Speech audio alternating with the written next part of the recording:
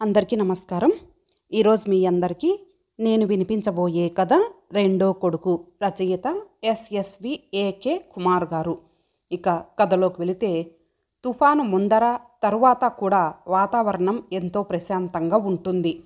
మేము వచ్చినప్పటి నుండి ఇల్లు చాలా నిశ్శబ్దంగా ఉంది. అంత నిశ్శబ్దం భరించడం కూడా కష్టమేమో. ఎవరి మొహాల్లో చూసినా వైరాగ్యం, ఏదో కోల్పోయిన అనుభూతి.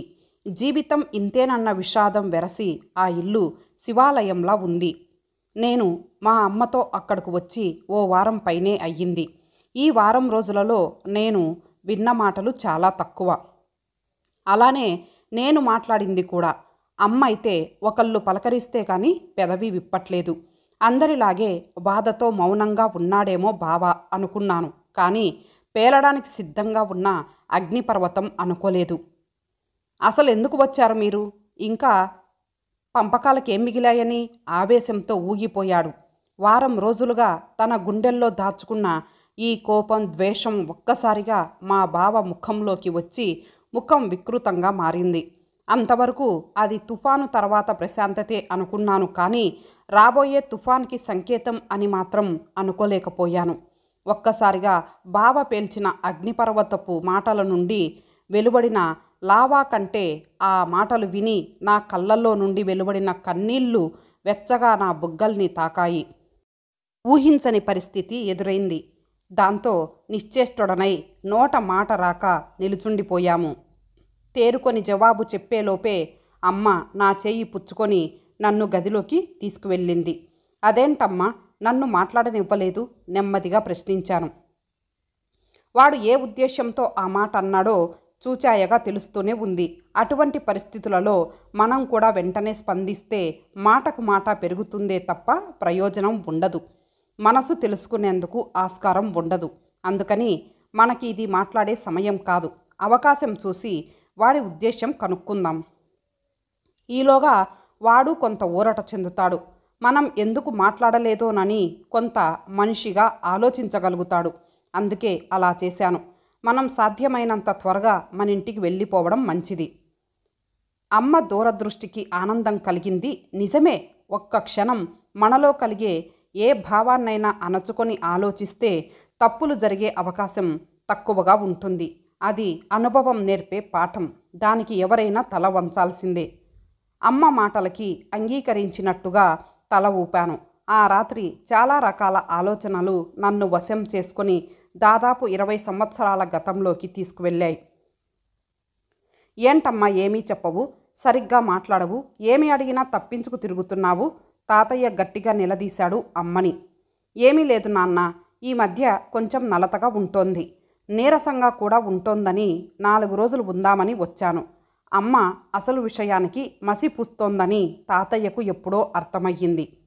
వద్దమ్మా, అబద్ధం వద్దు. నేను నిన్ను కన్న తండ్రినని మర్చిపోతున్నావు.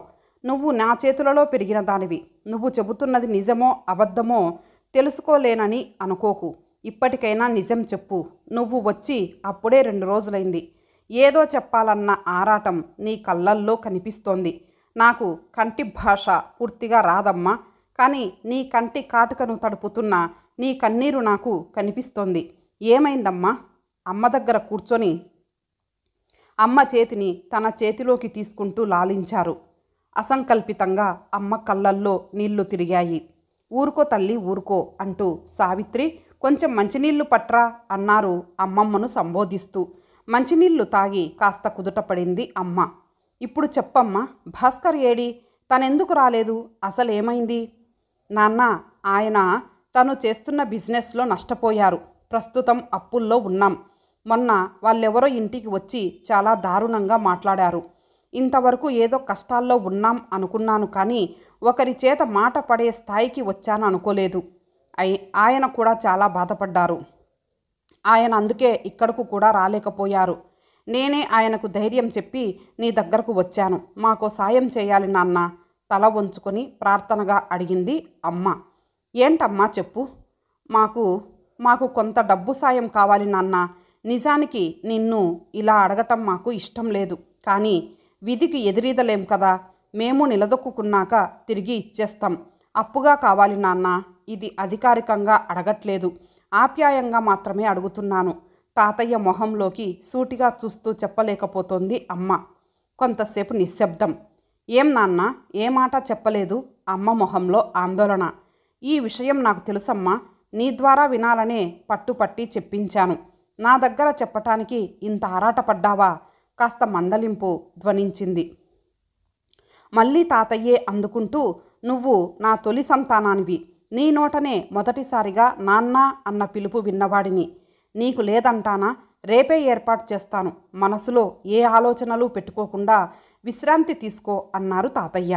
ఈ పై సంఘటనంతా నా కళ్ళల్లో గుండెలకు హత్తుకొని మనసులో నిలిచిపోయే ఓ మరుపురాని దృశ్యంలా ఇప్పటికీ నా కళ్ళల్లో స్థిరంగా ఉంది. అప్పటికి నా వయసు 10 ఏండ్లు. అప్పుడే హైస్కూల్ చదువుకు వచ్చాను. విషయం సారాంశం సూక్ష్మంగా తెలుస్తూ ఉన్నా వివరంగా తెలుసుకోలేని వయసు. మా అమ్మ, మా మామయ్య ఇద్దరే తాతయ్యకు సంతానం. మా మామయ్య, అత్తయ్య కారు ప్రమాదంలో మరణించారు. అదే కారు ప్రమాదంలో అదృష్టం కొద్దీ బయటపడినవాడు మా బావ. విధి విచిత్రానికి ఇదొక సాక్ష్యం. ఒకే కారులో ప్రయాణిస్తున్న వారిలో అందరూ చనిపోగా నెలల వయసున్న మా బావ మాత్రం నవ్వుతూ బయటపడగలిగాడు. ఆనాటి నుండి నా సమవయస్కుడైన మా బావ అమ్మమ్మ ఒడిలోనే పెరిగాడు. ఆవిడ మళ్ళీ తన కొడుకుని పెంచుతున్నట్లు వాడిని పెంచింది. మా తాతయ్యకు స్వంత వ్యవసాయం ఉండేది. సెలవులు ఇచ్చినప్పుడల్లా మా తాతయ్య గారింటికి వెళ్తూ ఉండేవాడిని. మా బావ ఏనాడు ఎవరితోనూ సరిగా కలిసేవాడు కాదు. ఒంటరి మనస్తత్వం అనుకునేవాళ్ళం. మా తాతయ్య కూడా చాలాసార్లు ఈ విషయమై వాడిని కోప్పడేవారు. ఈ సమయంలో వాడు తాతయ్యను చూసిన చూపునకు అర్థం తెలుసుకోవడానికి నిఘంటువు దగ్గర పెట్టుకొని వినడానికి కఠినంగా ఉండే పదాలన్నీ ఒకచోట రాసుకోవాలేమో అనిపించేది. అన్నట్టుగానే తాతయ్య డబ్బు ఏర్పాటు చేశారు, కానీ అప్పుగా కాదు. అమ్మా, నేను కొడుకును ఏనాడో కోల్పోయాను. ఇంక మిగిలింది నువ్వే కనుక నీకు నా ఆస్తిలో కొంత ఇద్దామనుకుంటున్నాను. అది ఏనాడో ఇచ్చే కంటే మీకు అవసరమైనప్పుడు ఇవ్వటం సబబు. నా మనస్ఫూర్తిగా ఇస్తున్నాను. మీరు అభివృద్ధి చెందటం కంటే నాకేం కావాలి? అదే మీరు నాకిచ్చే అసలు వడ్డీ కూడా అంటూ దస్తావేజులు, డబ్బు అమ్మ చేతిలో పెట్టారు. తాతయ్య మాటలకు అమ్మ ఒప్పుకోలేదు. నేను ఆస్తి పంపకానికి రాలేదు. నాకు అప్పు కావాలి నాన్న. మీ ఆస్తిని పట్టుకుపోయానన్న పేరు నాకొద్దు, అమ్మ ఖచ్చితంగా చెప్పింది. ఇదే పని నేను చేద్దామని అనుకుంటున్న సమయంలో నువ్వు డబ్బు కోసం రావటం కాకతాళీయం. అంతేకాని నువ్వు రావటం వలన నేను ఈ పని చెయ్యట్లేదు. ఇలా జరగడానికి నువ్వు ఎంత మాత్రం కారణం కాదు. తీసుకో, నా మాట కాదనకు. తాతయ్య పలు రకాలుగా చెప్పి మొత్తానికి అమ్మని ఒప్పించారు. తర్వాత ఆ డబ్బు తాతయ్య ఆశీర్వాద బలాన్ని నింపుకొని మమ్మల్ని ముందుకు తీసుకువెళ్ళింది. నాన్న జీవితంలో నిలదొక్కుకోగలిగారు. మరలా దేని గురించి వెనక్కి తిరిగి చూసుకునే పరిస్థితి రాలేదు. కానీ ఓ రోజు గుండె జబ్బు నాన్నను మాకు అందని దూరానికి తీసుకుపోయింది. నాటి నుండి బిజినెస్ నాపైన పడింది. మా బావకు చదువు అబ్బకపోవటంతో మా తాతయ్య వాడిని తనతో పాటే పొలం పనులు చూడటానికి తీసుకువెళ్ళేవాడు. తాతయ్య పోయి 1 వారం అయ్యింది. మేము వచ్చినప్పటి నుండి చాలా అసహనంగా అదో రకంగా తప్పించుకు తిరుగుతున్న బావను చూసి బాధపడుతున్నాడు అనుకున్నాం. కానీ మా రాక వాడి బాధకు కారణం అని ఊహించలేకపోయాము. ఆనాడు తాతయ్య అమ్మకు ఇచ్చిన ఆస్తిని దృష్టిలో పెట్టుకొని అలా అన్నాడని స్పష్టంగా తెలుస్తోంది. అలా గతంలోకి తీసుకువెళ్ళిన ఆలోచనలు మళ్ళీ నన్ను వర్తమానంలోకి తీసుకువచ్చాయి. చాలా భారంగా రేయి గడిచి తెల్లవారింది. వెళ్ళే ముందు అమ్మమ్మకు చెప్పడానికి ఆమె దగ్గరకు వెళ్ళాము. అమ్మమ్మకు చెప్పటానికి వెళ్ళాం అన్న మాటే కానీ ఆవిడకు చెప్పినా తెలియదు. 10 ఏండ్ల నుండి తను ఎవరినీ గుర్తుపట్టలేకపోతోంది, ఒక్క తాతయ్యను తప్ప. ఇప్పుడు ఆయన కూడా లేరు. ఇంటి విషయాలు వగైరాలు మాత్రమే కాదు, ఆవిడ ఆకలి విషయం కూడా ఆవిడకు తెలియదు. పెడితే తింటుంది, లేకపోతే గదిలో ఓ మూల కూర్చొని ఎటో చూస్తూ ఉంటుంది. అన్నీ దగ్గరుండి ఎవరో ఒకరు జాగ్రత్తగా చూసుకోవాలి. అమ్మ కాసేపు అమ్మమ్మతో మాట్లాడింది. మా అందరికన్నా అమ్మ మాట్లాడుతుంటే కాస్త తలకాయ ఊపుతూ ఉంటుంది అమ్మమ్మ. అమ్మ మొహంలోకే చూస్తూ ఉంటుంది. అమ్మమ్మ దగ్గర నుంచి లేవబోతూ ఉండగా అమ్మ చెయ్యి పట్టుకుంది అమ్మమ్మ. మాకు చాలా ఆశ్చర్యం కలిగింది. మరికొంచెం సేపు అక్కడ కూర్చొని లేచి నిలబడింది అమ్మ. బాబు, నీతో మాట్లాడాలి. అమ్మ బావతో అంది. మాట్లాడడానికి ఏముంది, ఇంకా ఏమేమి మిగిలిపోయాయనా? చాలా కరుగ్గా ఉంది వాడి కంఠం. ఎందుకంత విరిచినట్లు మాట్లాడుతున్నావు అడిగింది అమ్మ. ఆప్యాయంగా మాట్లాడి ఎకరాలు పట్టుకుపోవడం నాకు రాదు. బాబు, చిన్నవాడివి, అలా మాట్లాడకూడదు. నేనేమీ తాతయ్యను ఆస్తి పంచమని అడగలేదు. నోరు తెరిచి అడగక్కర్లేదు. తెలివైన దానివి కాబట్టి అదే అర్థం వచ్చేలా మాట్లాడి సాధించుకున్నావు. విషపు నవ్వు నవ్వాడు. ఎందుకంత విడదీసి మాట్లాడతావు? పోనీ నాకు ఆస్తి ఇచ్చాడనుకో, తాతయ్య నీకేం నష్టం చేశాడు? నీ జీవితానికి సరిపడా నీకు మిగిల్చాడు కదా. ఎందుకు ఇవ్వలేదు? నా జీవితానికి సరిపడా ఇచ్చాడు నిజమే, కానీ ఏంటి? ఆస్తిని కాదు, ఈ ముసలిదానిని. ఏమీ తెలియదు, చావదు. ఎలా వేగాలో ఈవిడతో. అంతేలే, బాధ్యతల కోసం కొందరు పుడతారు, హక్కుల కోసం కొంతమంది పుడతారు. మీది రెండవ జాతి, నొక్కి పలికాడు బావ. ఏం మాటలు బావా? మనసును కష్టపెట్టేలా మాట్లాడటం గొప్పతనం కాదు. ఇందాకటి నుండి చూస్తున్నాను.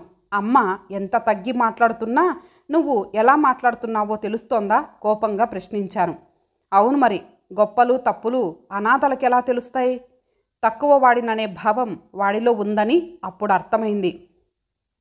నువ్వు అనాథవి ఎందుకవుతావు? అమ్మమ్మ నిన్ను కళ్ళల్లో పెట్టుకుని పెంచింది, కన్న కొడుకులా చూసింది. ఇంకా నా మాట పూర్తి కాలేదు. తండ్రికి తొలి సంతానం మీద ప్రేమ ఎక్కువ ఉంటుందంట. దాన్ని నిజం చేస్తూ తాతయ్య ఆస్తిని ఈవిడకు పంచేశాడు. కొడుకులా పెంచారని అంటున్నావే, అలాంటి నాకు మిగిల్చిందేమిటి? ఇదిగో ఈవిడను.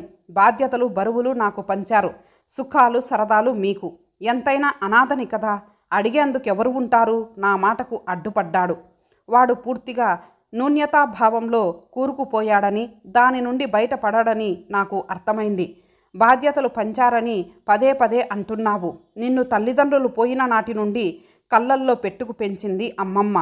నీకు సర్వసేవలు చేసి నిన్ను ఈ స్థితికి తీసుకువచ్చింది. తాతయ్య కూడా నీకు తక్కువేం చెయ్యలేదే. నీ కాళ్ళ మీద నువ్వు స్వతంత్రంగా నిలబడగలిగే ఆధారం నీకు మిగిల్చాడు. కాకపోతే అమ్మమ్మను చూసే బాధ్యత తప్ప ఏమున్నాయి బాధ్యతలు? అది నీకు నిజానికి బాధ్యత కాదు, నీకు రుణం తీర్చుకునే అవకాశం. ఏమిచ్చి ఆవిడ రుణం తీర్చుకోగలవు? ఎంతో సంతోషంగా స్వీకరించాల్సిన బాధ్యతను బరువుగా భావించి బంధాలు తెంపుకుంటావా? నిలదీశాను బావను. అన్నన్ని అవకాశాలు నాకు వద్దు. అయినా అంత సంతోషపడే విషయం ఏమీ లేదు ఇందులో. నీకేం ఎన్నైనా చెప్తావు. ఇలాంటి పరిస్థితి ఎదురైతే నువ్వు అప్పుడు ఇలాగే మాట్లాడతావా, ఇలాగే చేస్తావా? ఎదురు ప్రశ్నించాడు. నేను నీలాగా బాధపడను. వచ్చిన అవకాశం సద్వినియోగం చేసుకుంటాను, నిక్కచ్చిగా చెప్పాను. చెప్పడం కాదురా, చేసి చూపించాలి. ఈవిడ బాధ్యత నువ్వు తీసుకోగలవా? అసలు బాణం అది. ఈ బ్రహ్మాస్త్రాన్ని ప్రయోగించటం కోసం మొదటి నుండి సాధారణ అస్త్రాలతో యుద్ధానికి దిగాడు. ఇప్పుడు చివరన దీనిని ప్రయోగించాడు. సంతోషంగా. ఇకపైన అమ్మమ్మను నీ వంటి రాక్షసుల దగ్గర ఉండనివ్వరు. మామయ్య పోయిన తర్వాత నిన్నే కొడుకు అనుకొని పెంచింది. ఇష్టమైన వాళ్ళు ఎప్పుడో అప్పుడు కష్టపెడతారట. దాన్ని నువ్వు నిజం చేశావు. దేవుడు ఇంతకాలం ఆవిడకు అన్యాయం చేశాడని అనుకున్నాను. కానీ నువ్విలా లాభ నష్టాలు బేరీజు వేసుకునే లోబిగా కృతజ్ఞుడిలా మారడం ఆవిడ చూడకుండా ఉండేందుకేనేమో. బహుశా ఈ జబ్బు ఇచ్చాడు అమ్మమ్మకి. ఇందాక అమ్మ చెయ్యి పుచ్చుకున్నది కూడా ఇందుకేనేమో. నన్ను ఈ వెధవ నుండి తీసుకుపోవా అని చెప్పలేక చెప్పిందనుకుంటా. తండ్రికి తొలి సంతానం మీద ప్రేమ ఎక్కువని అన్నావు. అలాగే కూతురు కొడుకు తన కొడుకు తర్వాత కొడుకంతటి వాడని కూడా అంటారు. నువ్వు కేవలం ఆస్తికి మాత్రమే వారసుడివి. నేను మాత్రం ఆప్యాయతలకి వారసుడిని. అమ్మమ్మకు కన్న కొడుకు లేకపోయినా ఆవిడ రెండవ కొడుకుని నేను బ్రతికే ఉన్నాను. అమ్మమ్మ నా దగ్గర దర్జాగా ఉంటుంది. గుడ్ బై అంటూ మా అమ్మమ్మ చెయ్యి పట్టుకుని అమ్మతో సహా గుమ్మం దిగాను. ఇంతటితో ఈ కథ సమాప్తం. మరలా మరొక మంచి కథతో కలుద్దాం. అంతవరకు సెలవు. నమస్తే.